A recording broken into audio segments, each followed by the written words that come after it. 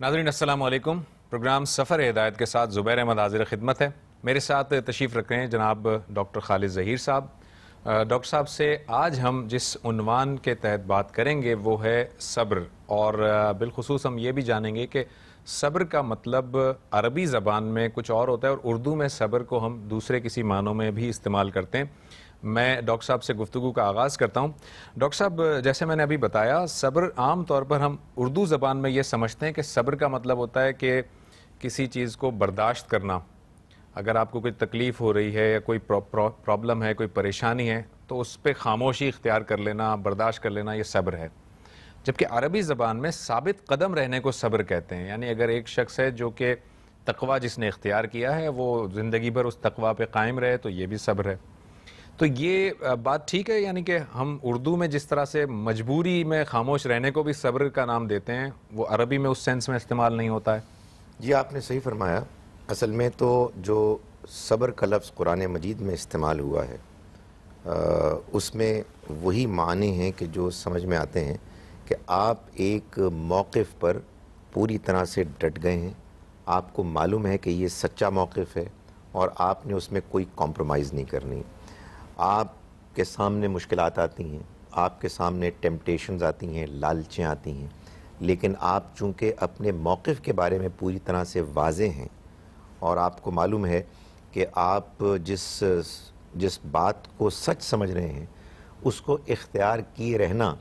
यही असल में कामयाबी है। तो इस वजह से इंसान सब्र करता है। और ज़ाहिर है कि इसमें वो चीज़ भी आ जाती है कि इंसान बाज़ औक़ात मुश्किलात में होता है, तो मुश्किलात के होते हुए इंसान जानते बूझते हुए कि ये बात मेरे लिए इस वक्त मुश्किल तो है, लेकिन मेरे मौक़िफ़, मेरे नुक्ता नज़र, सच्चाई की खातिर मुझे इसको झेलना है। तो ये रवैया कि इंसान अपने मौक़िफ़ पर कायम रहे और हिले ना, इसको सब्र कहते हैं। तो अगर मैं फ़र्ज़ कर लीजिए कि एक ऐसी एग्ज़ाम्पल लेते हैं हम कि इंसान किसी कमज़ोरी की वजह से, किसी और चीज़ की वजह से वो समझता है कि मैं फ़लाँ स्टेप उठा ही नहीं पा रहा हूँ, कोई कमज़ोरी है या कोई ऐसी स्ट्रेटजिक प्रॉब्लम है कि मैं नहीं कर पा रहा, यानी मजबूरी है। अगर वो मेरे पास वो सारे के सारे वसाइल होते तो शायद मैं वो स्टेप ले लेता। चूँकि वसाइल नहीं है लिहाजा मैं मजबूर हूँ, इसलिए मैं खामोश हूँ, तो ये भी सब्र है। ये सब्र तो नहीं होगा, ये तो मेरे पास वसाइल नहीं है जिसकी वजह से मैं आगे नहीं बढ़ पा रहा। देखिए, बाज़ औक़ात इंसान के पास जब कोई चाराकारी ना हो तो इसके सिवा और वो क्या कर सकता है कि वो इस पर इक्तफ़ा करे कि अब वो कोई इक़दाम नहीं कर सकता। लेकिन ये असल में सब्र नहीं है। सब्र तो असल में इस चीज़ का नाम है कि इंसान को ये बात मालूम है कि मैंने जो मौक़िफ़ इख्तियार किया है मुझे उस पर इत्मीनान है। अगर वो उस पर मुतमिन नहीं है तो फिर वो सब्र नहीं कर सकता। उसकी वजह यह है कि अगर उसके ज़हन में ये तरद्दुद है कि उसकी बात में कोई कमज़ोरी है,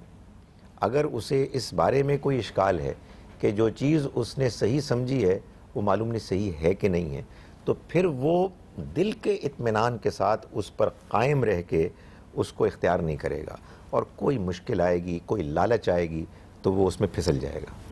डॉक्टर साहब, सूरह बकरा के अंदर कुरान मजीद में बताया जाता है कि वस्ताईनु बिस्सब्रि वस्सला, कि नमाज से और सब्र से मदद हासिल करो। ये सब्र से मदद हासिल करने की क्या मुराद है? और नमाज को भी उसके साथ शामिल कर दिया गया, एक ही फहरिस्त में सब्र और नमाज को एक साथ बता दिया अल्लाह ताला ने। देखिए, एक और जगह पर कुरान मजीद ने नबी सल्लल्लाहु अलैहि वसल्लम को ये हिदायत की कि आप सब्र कीजिए, और साथ ये फरमाया कि वमा सब्रो का इल्ला बिल्लाह, आपके सब्र की बुनियाद कोई नहीं है सिवाय अल्लाह के। तो असल में जो आपने जिस आयत की तरफ इशारा किया उसमें भी एक दूसरे पहलू से इसी बात को बयान किया गया कि देखो, तुमने नमाज पढ़ के अल्लाह के साथ ताल्लुक़ कायम करना है, और उस ताल्लुक़ के नतीजे में तुम्हें अपने रब का जब कुर्ब मिलेगा तो तुम्हारे अंदर हौसला पैदा होगा, तुम सब्र कर सकोगे, तुम अपने मौक़िफ़ पर डटे रहोगे। देखिए ज़ुबैर साहब, बात यह है कि इस दुनिया में बज़ाहिर ऐसा लगता है कि अगर आपका कोई ख़ास ईमान, मौक़िफ़, आइडियोलॉजी ना हो, या दुनिया में कुछ असबाब हैं, कुछ वसाइल हैं, कुछ मौक़े हैं, एक ज़िंदगी है, मालूम नहीं कब ख़त्म हो जाए, तो इंसान के जी में जो आता है, जो उसकी ख्वाहिशात हैं, उनको पूरा करे। लेकिन अगर आपका नज़रिया ये है और आपको इस पर इत्मीनान है कि इस दुनिया को एक बनाने वाली ज़ात है, کہ جس نے یہ طے کیا ہوا ہے کہ وہ کبھی ان لوگوں کو ضائع نہیں ہونے دے گا کہ جو سچائی کے طالب ہیں، جو حق بات پر کارفرما ہیں، اس کو اختیار کرنے کے لیے انہوں نے اپنے آپ کو پوری طرح سے آمادہ کیا ہوا ہے۔ یہ اطمینان، یہ حوصلہ اور انسان کی ایک کلیئرٹی اس کو اس بات کی طرف آمادہ کرتی ہے کہ اگر وقتی طور پر کوئی مشکل آ گئی ہے یا کسی وجہ سے محسوس ہوتا ہے کہ آگے بڑھنے میں کچھ رکاوٹیں ہیں، تو وہ اپنے اس اطمینان، اس موقف، اس ایمان کی وجہ سے اس پر ڈٹا رہے گا۔ اور سچی بات یہ ہے کہ اگر آپ دیکھیں قرآن مجید کو تو معلوم یہ ہوتا ہے کہ ایک بندہ مومن کی زندگی کچھ نہیں ہے سوائے اس دنیا میں ایک آزمائش اور امتحان ہے کہ اللہ تعالیٰ اس کو مختلف مراحل سے گزار کر یہ دیکھے کہ کیا واقعی وہ اللہ پر سچا ایمان رکھتا ہے یا نہیں رکھتا۔ یہی وجہ ہے کہ آپ دیکھیں کہ قرآن مجید میں اللہ تعالیٰ یہ فرماتے ہیں کہ جنت میں جب لوگوں کو داخل کیا جائے گا تو ان کے بارے میں اللہ تعالیٰ یہ بتاتے ہیں کہ ان کو یہ بتایا جائے گا ان کے بارے میں کہ اولئک یجزون الغرفۃ بما صبروا، یہ وہ لوگ ہیں کہ جن کو جنت کے بالا خانے ملیں گے اس وجہ سے کہ انہوں نے صبر کیا، انہوں نے اپنی ساری زندگی اپنے اس موقف کو پوری طرح سے مضبوطی سے پکڑا کہ وہ دنیا میں اللہ کی طرف سے بھیجے گئے ہیں۔ اللہ تعالیٰ کبھی کوئی غلط فیصلہ نہیں کرتا، اس کے ہاں دیر تو ہو سکتی ہے، اندھیر نہیں ہے، یہ زندگی آزمائش ہے اور اصل کامیابی آخرت کی کامیابی۔ ڈاکٹر صاحب، بعض لوگوں کے جو مزاج کے اندر ایک ٹھہراؤ ہوتا ہے، وہ جو ہے بڑے بردبار قسم کے لوگ ہوتے ہیں، بعض لوگ جو ہے وہ بڑی عجلت پسند ہوتے ہیں۔ اب عجلت پسند کا لفظ میں نے بڑا سنبھال کر استعمال کیا ہے، مطلب اگر عام زبان میں کہیں تو وہ بے صبرے لوگ ہوتے ہیں۔ تو یہ آپ کی نیچر پہ بھی تو ڈیپینڈ کرتا ہے نا، کہ آپ کی بعض لوگوں کی نیچر ہوتی ہے، وہ ان کے ٹھہراؤ ہوتا ہے ان کے فطرت کے اندر، بعض لوگ بڑے بے صبرے ہوتے ہیں۔ اب وہ اگر بے صبرے لوگ ہیں، وہ جانتے ہیں صبر کے معنی کیا ہیں، وہ جانتے ہیں صبر کے فضائل کیا ہیں، لیکن ان کی فطرت میں جب یہ چیز ہے تو کس طرح سے پھر وہ اس صبر پہ قائم رہ سکتے ہیں؟ یہ بات آپ کی صحیح ہے کہ اصل میں بعض طبیعتوں میں فرق بھی ہوتا ہے۔ بعض لوگ وہ ہوتے ہیں کہ جو somehow فطرتاً کچھ زیادہ ٹھہراؤ رکھتے ہیں، لیکن اللہ تعالیٰ نے ہم انسانوں سے جن جن معاملات کے بارے میں بھی توقع کی ہے ان کے بارے میں یہ واضح کر دیا ہے کہ وہ ہم سے انہی چیزوں کے بارے میں اور اتنا ہی توقع کرتا ہے کہ جتنا ہمارے لیے ممکن ہے۔ سو لا یکلف اللہ نفسا الا وسعہا، اللہ تعالیٰ کسی نفس سے اس کی وسعت سے زیادہ نہیں جواب دہ ٹھہرائے گا۔ تاہم یہ میں آپ سے گزارش کروں کہ جن لوگوں کے بارے میں آپ نے کہا نا کہ وہ جلد باز ہوتے ہیں یا بے صبرے ہوتے ہیں، ان کو بھی ایک مرتبہ اللہ تعالیٰ کی طرف سے یہ اطمینان حاصل ہو جائے کہ وہ موجود ہے اور وہ اس دنیا کو چلا رہا ہے، اس کے علاوہ کسی کے پاس کوئی طاقت نہیں ہے، ان کے اندر بھی حوصلہ پیدا ہو جاتا ہے۔ اس کی ایک بہترین مثال وہ جادوگر ہیں کہ جو حضرت موسیٰ علیہ السلام کے سامنے آئے، اس سے پہلے کہ وہ مقابلے میں اترتے وہ فرعون کے سامنے معلوم ہوتا ہے کہ ایسے فرمائشیں کر رہے ہیں جیسے کہ کوئی آدمی بہت ہی آرڈنری آدمی ہوتا ہے۔ اچانک جب ان کے سامنے حضرت موسیٰ علیہ السلام کے ذریعے سے اللہ تعالیٰ نے وہ معجزہ دکھا دیا انہیں، جس کے نتیجے میں ان کی آنکھیں کھل گئیں اور اچانک ان کا اللہ تعالیٰ پر ایمان پیدا ہو گیا اور مضبوط ہو گیا، اس کے بعد انہوں نے فرعون کی دھمکیوں کے جواب میں کہا کہ ہمیں کوئی پرواہ نہیں، تم نے اگر ہم کو قتل کرنا ہے، سزا دینی ہے، ہمارے ہاتھ اور ہمارے پاؤں الٹ سمت سے کاٹنے ہیں، کوئی پرواہ نہیں ہے، ہمیں اپنے اللہ پر بھروسہ ہے۔ تو معلوم یہ ہوتا ہے کہ بعض اوقات بظاہر کمزور طبیعتیں بھی جب اللہ پر ایمان کی قوت پا لیتے ہیں تو ان کے اندر حوصلہ پیدا ہو جاتا ہے۔ یہ آپ نے جو جادوگروں کی اگزامپل دی تو ڈاکٹر صاحب مجھے وہ یاد آیا قرآن مجید کا وہ مقام حضرت موسیٰ علیہ السلام ہی سے متعلق۔ حضرت موسیٰ علیہ السلام اور حضرت ہارون علیہ السلام یہ دونوں اللہ کے پیغمبر ہیں، دونوں کی جو طبیعت، جیسے میں نے ابھی آپ سے پوچھا طبیعت کے اندر بھی ہوتا ہے، دونوں کی طبیعت دیکھیں آپ کہ ایک پیغمبر کے سامنے بچڑے کو پوجا جا رہا تھا، انہوں نے اپنے طور پر سمجھانے کی کوشش کی مگر وہ جب قوم نہیں مانی تو وہ خاموش ہو گئے، صبر کیا انہوں نے۔ اور دوسرے پیغمبر کو جب یہ بات پتہ چلی تو وہ انہوں نے جو ہے داڑھی کے بال پکڑ لیے اور غصے میں آ کر وہ جو تختیاں تھیں وہ پھینک دیں، بہت زیادہ وہ غصے میں آ گئے۔ تو دونوں کی طبیعت کے اندر بڑا فرق تھا اس کے اندر۔ یہ بالکل صحیح بات ہے، یعنی ایک چیز ہے طبائع کا فرق ہونا اور اس کا جو نتیجہ نکلتا ہے وہ عام طور پر ریئیکشنز میں فرق آپ کے سامنے آتا ہے، لیکن جو بات ہم کر رہے ہیں وہ اصل میں ظاہر کی نہیں ہے بلکہ باطن کی ہے، کہ اندر آدمی کے حوصلہ ہوتا ہے، اندر آدمی کے کلیئرٹی ہوتی ہے، اور اس کے بعد مختلف جو اس کے سامنے مشکلات، مسائل، آزمائشیں آتی ہیں، ان میں وہ پھر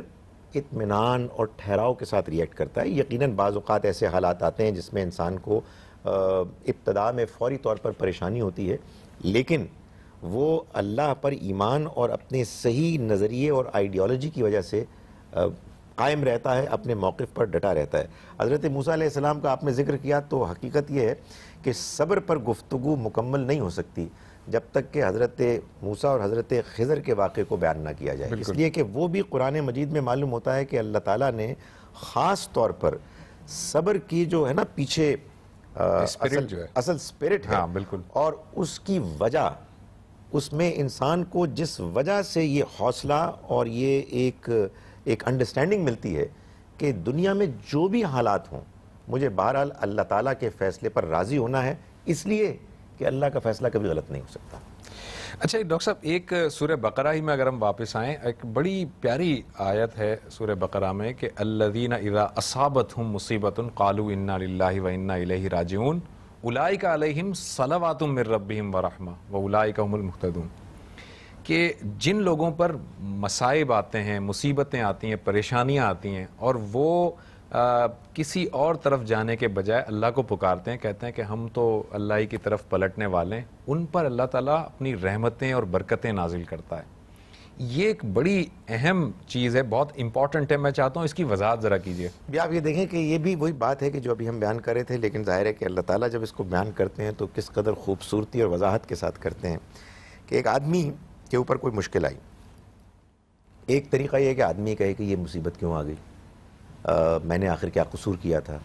آخر مجھے پر آنی تھی، باقی لوگ کیوں خوش ہیں۔ لیکن ایک دوسرا موقف یہ ہے کہ دیکھیں، ہم اللہ کے بنائے ہوئے ہیں، اس کے بندے ہیں، اسی نے ہم کو بھیجا ہے، وہ ہمیں ضائع نہیں کرے گا، اور پھر یہ زندگی بڑی محدود ہے، ہمیں اسی کی طرف لوٹ کر جانا ہے، تو آخر کوئی تھوڑی بہت اگر کوئی مشکل آتی ہے تو ہم اس کو جھیلیں گے، ہم اس کو فیس کریں گے، اس لیے کہ یہ کوئی بڑا مسئلہ نہیں ہے۔ جب اللہ نے ہم کو پیدا کیا ہے، ہم اسی کی طرف سے آئے ہیں، اسی کے ہم بندے ہیں، وہ ہمارا مالک ہے، تو وہی ہمیں دیکھے گا بھی، وہی ہماری حفاظت بھی کرے گا۔ اور پھر زیادہ زیادہ کیا ہوگا؟ زیادہ زیادہ یہ ہوگا کہ اگر مصیبت مشکل بہت زیادہ ہوگی تو ہم اس دنیا سے چلے جائیں گے، تو کہاں جائیں گے؟ اسی کی طرف لوٹ کے جائیں گے۔ تو آج بھی ہم اسی کے ہیں، اسی کی مہربانی سے، اسی کی حفاظت میں ہیں، اور اگر یہاں سے جائیں گے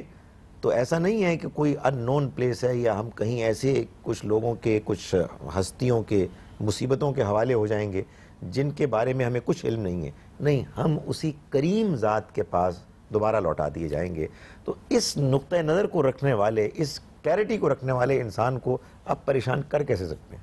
وہ تو معلوم ہوتا ہے کہ ہر مصیبت، ہر پریشانی، ہر تکلیف میں ایک اطمینان والا دل رکھے ہوئے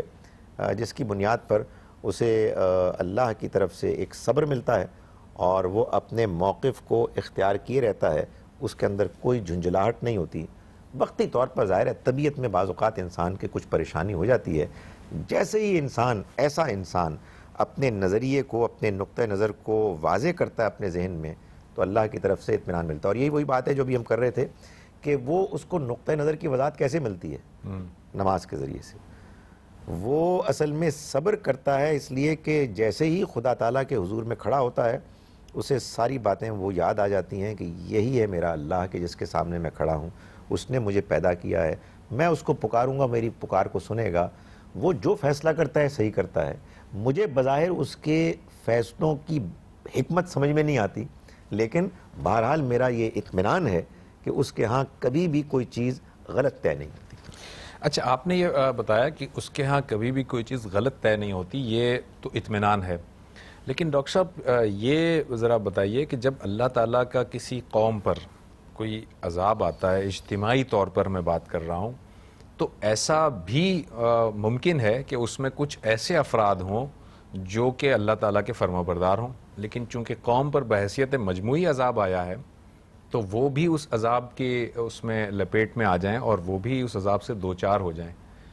تو یہ جو اللہ تعالیٰ کی طرف سے جو عذاب آتا ہے، اس میں اللہ تعالیٰ کا انصاف بظاہر نظر نہیں آتا. جو لوگ نافرمان تھے ان کے اوپر تو عذاب آیا، ساتھ میں فرما بردار بھی اسی عذاب کے لپیٹ میں آ گئے. یہ کیسے ہم دیکھیں گے اس کو؟ اللہ تعالیٰ اس طرح کے اندر کیا مصلحت ہو سکتی ہے؟ دیکھیں، بات یہ ہے کہ اللہ تعالیٰ کی اسکیم اس دنیا میں سمجھ میں آ ہی نہیں سکتی جب تک کہ ہم اس دنیا کے ساتھ آخرت کو پوری طرح سے نہ مانیں نہ سمجھیں. اس کی وجہ یہ ہے کہ دنیا میں یقیناً انصاف کے نقطہ نظر سے بعض اوقات آدمی کو محسوس ہوتا ہے کہ زیادتی ہو رہی ہے. ایک آدمی نیک ہے، شریف ہے، حق پسند ہے، لیکن ستایا جا رہا ہے، اور ساری زندگی، یعنی ایسا نہیں ہے کہ اس کو کوئی ریلیف ملتی ہے. لیکن اگر آپ یہ مان لیں کہ یہ ایک حقیقت ہے کہ موت کے بعد ایک اور زندگی ہے جس میں انسان کو اس موجودہ زندگی کی بنیاد پر بتایا جائے گا، فیصلہ کیا جائے گا کہ آیا کہ وہ کامیاب ہے یا ناکام ہے، تو کوئی مسئلہ نہیں ہے. اگر فرض کیجئے کہ ایک شخص کو کسی ایسے گروہ کے ساتھ شامل ہونے کی آزمائش میں مبتلا کیا گیا کہ جس گروہ کو عذاب سے دوچار کیا گیا اور وہ بھی اس میں شامل ہو گیا، ایک بات ویسے یہ معلوم ہوتی ہے کہ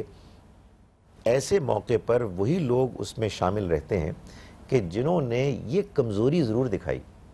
کہ انہوں نے ان لوگوں کو برائی سے ٹوکنے کے لیے اقدام نہیں کیا.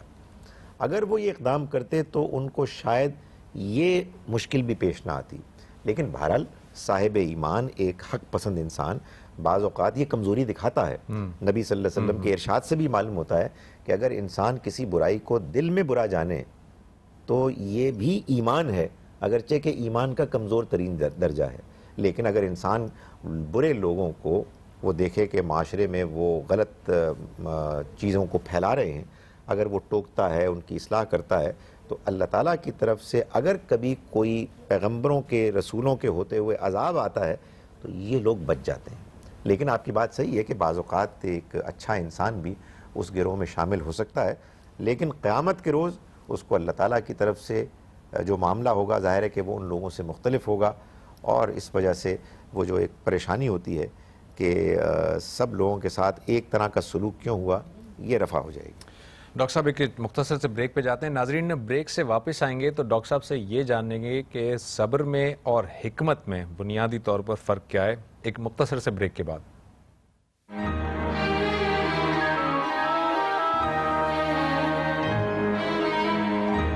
بیک ناظرین. ڈاکٹر صاحب مجھے یہ بتائیے کہ ایک ہے صبر جس کو آپ نے بڑی وضاحت سے ڈیفائن کیا، ایک ہے حکمت. بعض اوقات ہم یہ کرتے ہیں کہ ہمارے پاس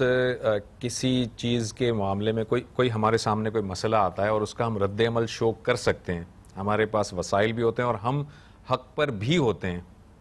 لیکن ہم پھر بھی کہتے ہیں کہ نہیں، ابھی فی الحال جو ہے وہ اس کا جواب نہیں دینا چاہیے. حکمت کا تقاضا یہ ہے، بار بار ایک ورڈ استعمال ہوتا ہے کہ حکمت کا تقاضا یہ ہے کہ ابھی ہمیں اس کو ریٹیلیٹ نہیں کرنا چاہیے، اس کا جواب نہیں دینا چاہیے، جبکہ ہم حق پر ہیں.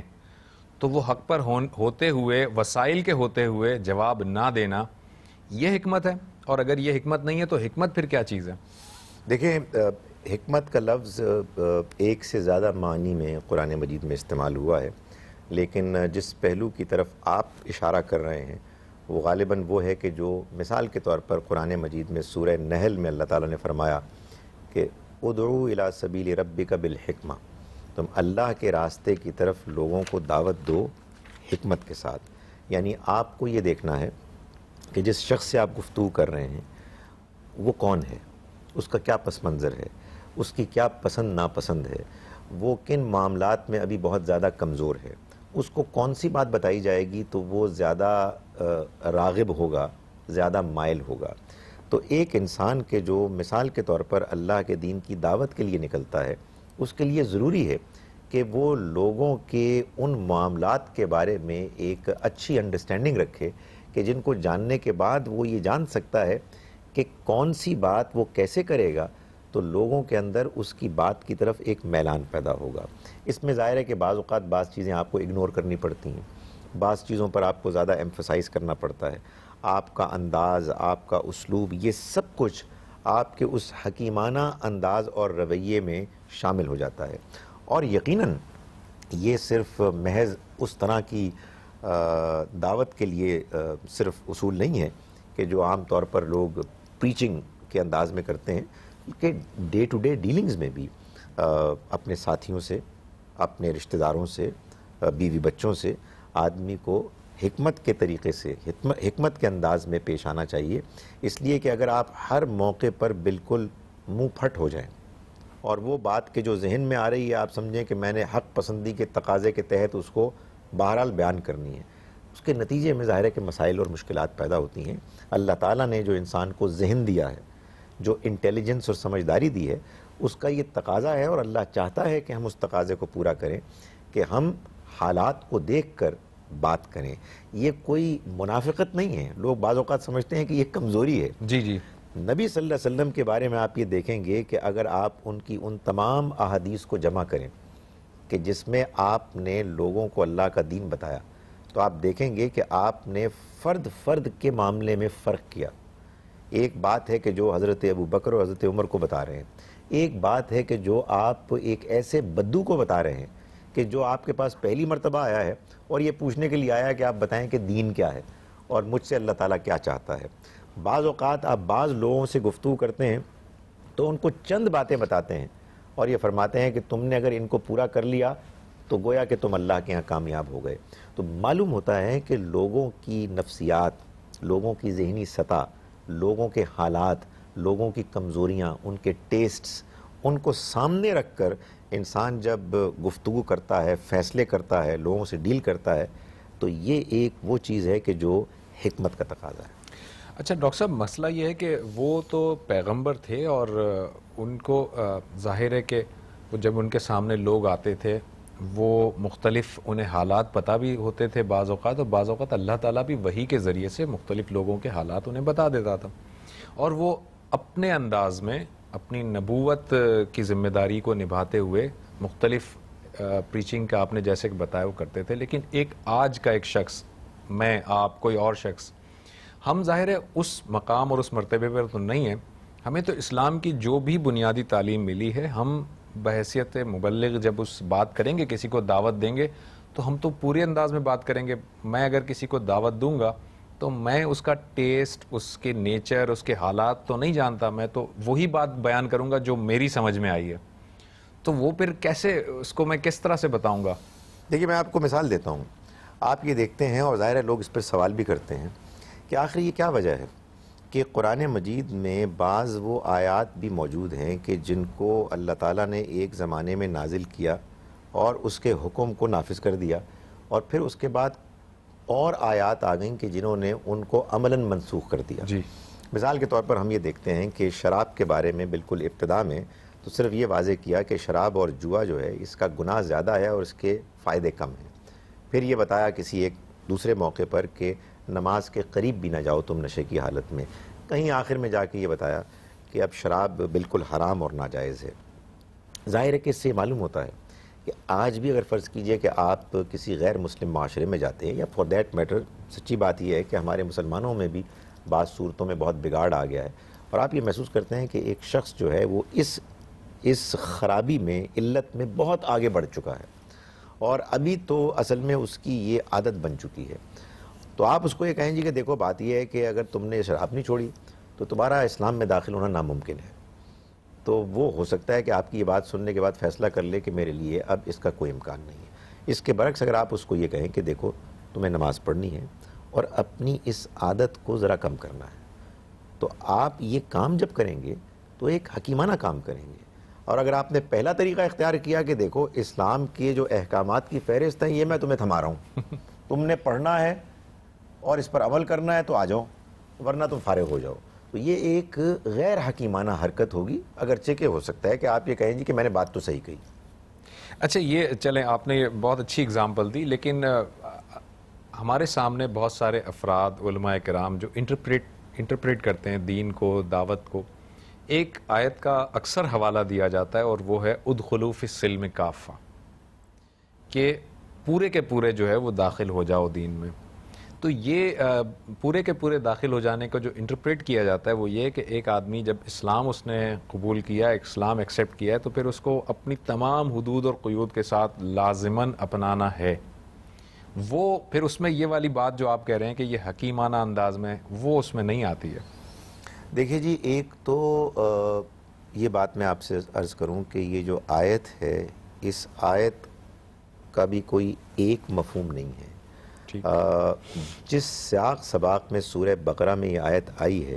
اس میں اس کا زیادہ صحیح مفہوم یہ معلوم ہوتا ہے کہ چونکہ پہلے اللہ تعالیٰ نے دو مثالیں بیان کی، ایک اس شخص کی کہ جس نے اپنے آپ کو اللہ کے دین کی خاطر پوری طرح سے انوالو کر لیا، اپنی جان کو اس کے لیے لگا دیا، یشری نفسہ فی ابتغاء اللہ، یہ ایک مثال ہے۔ اور دوسری مثال اس شخص کی ہے کہ جس نے منافقت اختیار کی، ظاہر میں ایمان لایا، لیکن وہ اپنے رویے سے نسل کو بھی اور فصل کو بھی اور کھیتیوں کو بھی برباد کرنے والا بنا۔ تو اللہ تعالیٰ یہ فرما رہے ہیں کہ اے مسلمانوں، دیکھو اب تم کو ہم نے وہ امت بنا دیا ہے جس کے ذمے اب یہ ذمہ داری ہے کہ وہ دین کو اختیار بھی کرے اور دنیا کے سامنے پیش بھی کریں۔ اب یہ نہیں ہونا چاہیے کہ تمہارے ہاں مختلف گروہ بن جائیں، تم سب کے سب اللہ کی فرما برداری میں داخل ہو۔ تو یہ مفہوم بھی اس کا بنتا ہے۔ اگر فرض کیجئے کہ آپ کی بات بھی مان لی جائے کہ اللہ تعالیٰ مجھ سے تقاضا کرتے ہیں کہ میں دین میں دیانتداری سے پورے کا پورا داخل ہو جاؤں۔ روایت ہے حضرت عائشہ رضی اللہ عنہا کی کہ آپ نے فرمایا کہ اگر قرآن مجید میں ابتدائی میں احکامات آ جاتے کہ تمہیں شراب نہیں پینی اور تمہیں فلاں کام نہیں کرنا، تو بہت تھوڑے لوگ پھر اس کو اختیار کرتے۔ اللہ تعالیٰ نے پہلے اپنے توحید پر ایمان، آخرت پر ایمان، رسالت پر ایمان، غلامی کو کس طرح سے بتدریج ختم کیا اس کو ختم کیا ہے۔ تو یہ وہ حکمت ہے کہ جس کو جب تک ہم ملحوظ نہیں رکھیں گے، ہم دین کو ایفیکٹولی مؤثر طریقے سے پیش نہیں کر سکیں گے۔ اور مجھے یہ کہنے دیجئے کہ بدقسمتی سے ہمارے آج کے دور میں یہ کچھ مفقود ہو گئی ہے بات کہ لوگ حقیقت میں نہ اپنے معاشرے کے مسائل سے واقف ہیں، وہ ایک جانب کچھ قرآن و حدیث کا علم حاصل کر لیتے ہیں خاص اپنے کانٹیکسٹ میں، اور وہ کانٹیکسٹ بھی ایسا ہوتا ہے زبیر صاحب کہ آئسولیٹ ہو کے زمانے سے، حالات سے اپنے آپ کو کاٹ کے کچھ جزیرے بنائے ہوئے ہیں، جس میں لوگ سمجھتے ہیں کہ شاید جو کچھ ہم کر رہے ہیں یہی اصل ہے اور یہی دنیا ہے۔ اور جب وہ باہر جاتے ہیں تو ان کو نہ لوگوں کے مسائل معلوم ہوتے ہیں، نہ لوگوں کا پس منظر معلوم ہوتا ہے، نہ لوگوں کی وہ زبان بولتے ہیں، نہ ان سے کمیونیکیٹ کر سکتے ہیں، اور اچانک وہ ان کے سامنے پوری شریعت نافذ کرنے کا تقاضا کرتے ہیں، جس کے نتیجے میں لوگ بدک جاتے ہیں۔ اچھا ڈاکٹر صاحب، ایک چونکہ ہم صبر پہ گفتگو کر رہے ہیں، ایک بڑی اہم آیت ہے اس کے اندر جس میں کہ مجلس کے آداب کے اندر یہ بھی بتایا گیا ہے کہ جب کوئی شخص آتا ہے اور کوئی گستاخی کرتا ہے، بدتمیزی کرتا ہے، تو بیہیویئر کیا ہونا چاہیے؟ اللہ تعالیٰ فرماتا ہے یا ایھا الذین آمنوا لا تقولوا رائنا وقولوا انظرنا واسمعوا۔ ظاہر ہے کہ اس وقت نبی صلی اللہ علیہ وسلم کے پاس مجلس میں وہ یہودی آیا کرتے تھے، منافقین آیا کرتے تھے، اور وہ رائنا کہا کرتے تھے۔ تو آپ نے جو تعلیم دی اپنے صحابہ کو، وہ ان سے الجھنے کی تعلیم نہیں دی۔ یہ ایک بڑی اہم بات ہے۔ آپ یہ دیکھیں کہ یہ کتنی خوبصورت بات ہے کہ نبی صلی اللہ علیہ وسلم اور آپ کے صحابہ کے پاس ایک پیغام تھا، وہ بڑا قیمتی پیغام تھا، اس پیغام کو پیش کرنا اصل مقصد تھا۔ اگر کچھ لوگ گھٹیا ذہنیت کے آپ کی مجلس میں آتے اور آپ کو اور آپ کے صحابہ کو تنگ کرنے کے لیے، ٹیز کرنے کے لیے اس طرح کی باتیں کرتے، تو اس کا بھی امکان تھا کہ ان میں الجھ جاتے اور اللہ تعالیٰ حکم دیتا کہ سب سے پہلے تو ان کو پکڑو اور مارو، لیکن اللہ تعالیٰ نے فرمایا کہ ان کو اگنور کرو، اور تم رائنا کو نہ کہو بلکہ انظرنا کہنا شروع کر دو، تاکہ یہ مسئلہ ہی پیدا نہ ہو۔ تو حقیقت یہ ہے کہ اگر آپ کو اس بات کی قدر ہو کہ آپ کے پاس جو مشن ہے، آپ کے پاس جو پیغام ہے وہ کتنا قیمتی ہے، تو آپ دشمن نہ پالیں، آپ اپنے دشمنوں میں اضافہ نہ کریں، آپ نفرت کا پیغام عام نہ کریں، بلکہ آپ لوگوں سے امن کی بات کریں اور ان سے کہیں کہ آئیے ہم گفتگو کرتے ہیں، ہم آپ کی بات سنتے ہیں، آپ ہماری بات سنیے۔ آپ کا بہت بہت شکریہ ڈاکٹر صاحب۔ ناظرین، ہمارے پروگرام کا وقت ختم ہوا چاہتا ہے۔ آپ ہمیں ای میلز بھی کر سکتے ہیں، اپنے سوالات اور اپنے جو بھی پرابلمز ہیں انہیں ڈسکس کر سکتے ہیں۔ ہمارا ای میل ایڈریس ہے safarhidayat@aaj.tv۔ کل تک کے لیے زبیر احمد کو، ڈاکٹر خالد ظہیر کو اور سفر ہدایت کی ٹیم کو اجازت دیجیے۔ اللہ حافظ۔